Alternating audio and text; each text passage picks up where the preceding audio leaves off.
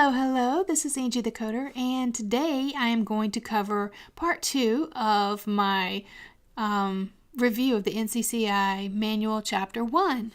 And we're just going to hop right on into this because this is a big chapter and there's a lot to cover, and we're just going to see how far we can get today. So let's start with these 14 rules from the medical surgical package. And these rules actually start on page They start on page 12 of the manual, of the chapter 1 manual. So if you have your manual, hop to page 12 and let's get started. You're also going to need your CPT code book or encoder if you have it to follow along a bit. So we're just going to jump on in to rule number 1. Number 1 says vascular and airway access is included. Vascular example, you wouldn't bill the vascular access code 36000 when done for a laparoscopic appendectomy code 44970 because that would be necessary. Also, administration of fluids and drugs during the operative procedure are included in the procedure, so CPT codes 96360 through 96377 should also not be billed separately. The airway example is airway access is necessary for general anesthesia, so you would not bill that separately. So that's the example they give. Rule number 2. The physician performing a surgical procedure shall not report CPT codes 96360 through 96377 for the administration of anesthetic agents. So if your physician is doing a surgical procedure and they also have to give maybe a shot of lidocaine or some kind of anesthetic, maybe an IV push of an anesthetic, if that anesthetic is used for the purpose of performing that procedure, they should not bill the administration of that drug in addition to the procedure.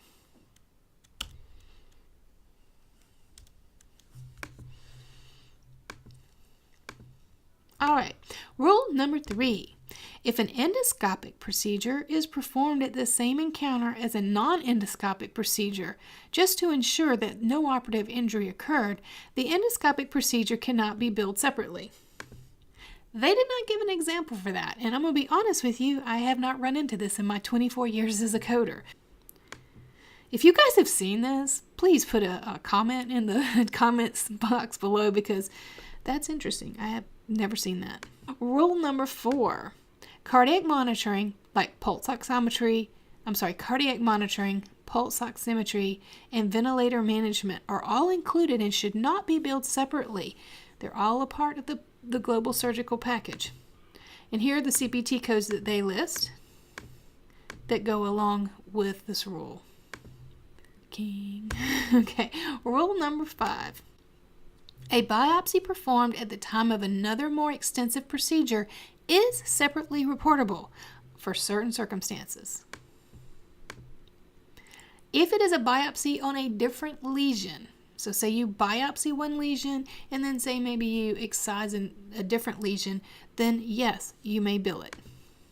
If the biopsy is of the same lesion but the pathology is done immediately and the results of the pathology actually determine that you need the more extensive procedure. Say for instance you have a suspicious lesion, skin lesion, and the doctor he biopsies it and he sends it for frozen path and it comes back malignant and he decides to immediately remove that lesion, you get to bill both services.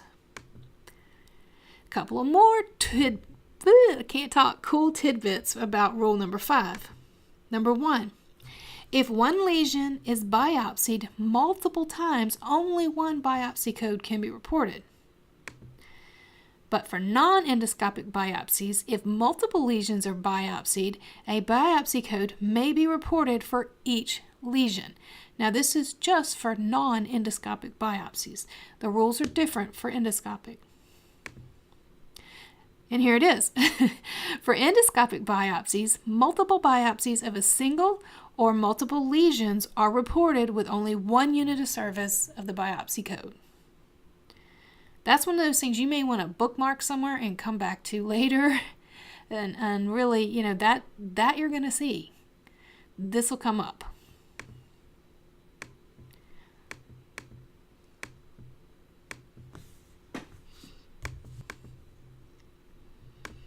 All right, rule number 6. Exposure and exploration of the surgical field is an integral part to an operative procedure and is not separately reportable. Well, let me say that again since I jacked it up so bad the first time. Exposure and exploration of the surgical field is integral to an operative procedure and is not separately reportable.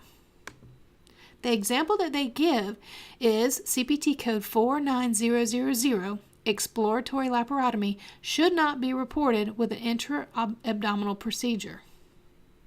All right, rule number 7. If a definitive surgical procedure requires access through diseased tissue, a separate service for this access is not separately reportable. The example they give is a debridement of skin at the site of an incision for an abdominal procedure should not be billed separately. So if the patient has skin that requires debridement wherever they're going to do that laparotomy incision, you don't get to bill that separately because you have to get in there somehow, even if you have to go through tissue that needs to be debrided. So you don't get to bill separately for that. Okay, rule number 8. And I'm going to massacre this word in a minute, but just prepare yourself for it. Here it comes. If removal, destruction, or some other form of elimination of a lesion requires coincidental elimination of other pathology, only the primary procedure may be reported. The example they give is if an area of pilonidal disease contains an abscess, you don't get to bill separately for the IND of the abscess. In those codes, if you want to, I have an example. They're not the only codes. I've got, here, let me go out and do it for you. So we're going to go out to my encoder. I thought we were. So let's go in. Oh, that's right. The internet's down. Well, that's no fun. So turn to your CPT code books.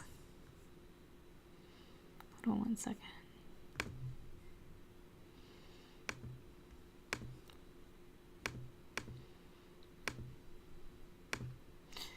Okay, so if you want to take a look at this, 2 codes that you can take a look at are 11770, which is actually for an excision of a simple pilonidal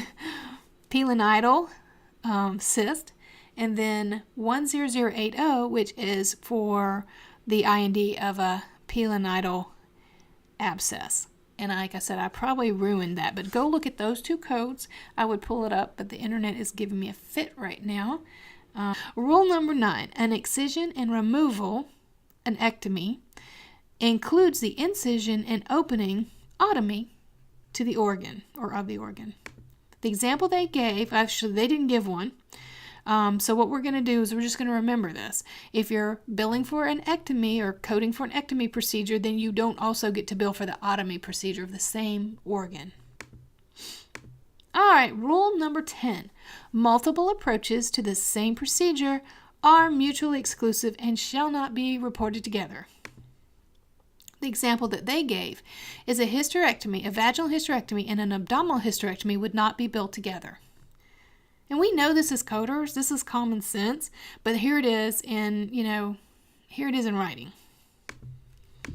All right, rule number 11. If a procedure utilizing one approach fails and is converted to a different approach, only the completed procedure is to be reported. The example that they give for this one is if a laparoscopic hysterectomy has to be converted to an abdominal hysterectomy, only the abdominal hysterectomy would be reported. Number 12. Along those same lines, if a laparoscopic procedure fails and is converted to an open procedure, the physician shall not report the diagnostic laparoscopy in lieu of the failed laparoscopy. So what they're saying here is, I have an example. This is the one that they gave. If, for instance, say your physician's doing a laparoscopic cholecystectomy and it's failed, and for whatever reason he can't finish it, so he has to convert it to an open cholecystectomy. Your physician can only bill that open cholecystectomy. He or she cannot come back and say, oh, can we also bill a laparoscopic diagnostic laparoscopy? You can't do that. And I have had this conversation with surgeons before, so this does come up. This is one of those you probably want to tab, bookmark or something. Rule number 13. If a diagnostic endoscopy is the basis for or precedes an open procedure, the diagnostic endoscopy shall be reported under certain circumstances, and the open procedure is reported with a modifier 58. However, the medical records need to support medical reasonableness and necessity. The endoscopy cannot be a scout endoscopy, to scout the surgical field, or it can't be due to a failed endoscopic attempt that's been converted to an open procedure. So let's just meditate on this one. So you can sometimes bill a diagnostic endoscopy if it's the basis for or precedes an open procedure, and then you would put a 58 on the open procedure, and that's only under certain circumstances. Two circumstances that it's not, and you would not do it if the endoscopy was being used to scout the surgical field for the open procedure, or if the endoscopy resulted in a failed attempt and was converted to an open procedure. So this is really good because this tells you there are some times when you can bill both the diagnostic and an open, but the occasions are more rare than you would think, and you have to remember to use that 58 modifier on the open procedure. Treatment of complications of a primary surgical procedure is separately reportable with some limitations. The global surgical package includes all intraoperative services that are normally usual and necessary part of the global package. And some more from this rule number 14. If the treatment of a complication occurs in the OR and is normal OR care, it is not reported. So, for instance, I think the example they used is if the patient has hemorrhaging, you would take care of that in the OR and you would not report that separately. So they're in the OR, they're doing the procedure, patient begins to hemorrhage, the physician stops the hemorrhaging, they treat the bleed. You don't get a bill for that because they're in the OR and that's expected in the OR. All right, but if treatment happens post-operatively and the patient if the treatment happens post-operatively and the patient is not returned to the OR, then it's also not reported.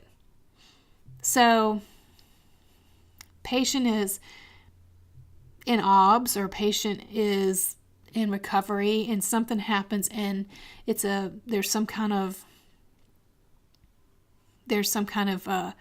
post-operative complication. If they can handle that bedside and they don't have to take them back to the OR, they don't get to bill for that. However, if they have to take them back to the OR, they do get to bill for it separately. And that is rule number 14. Wow, we made it through all 14 of them in one 15-minute video. I'm impressed. I hope you liked the video. If you did, give it a thumbs up. Give yourself a thumbs up for sitting through these 14 rules. If you like what we're doing here at Angie the Coder, how about subscribing to the channel? We really could use you as a subscriber. I don't think we have any right now, so hey, you could be the very first.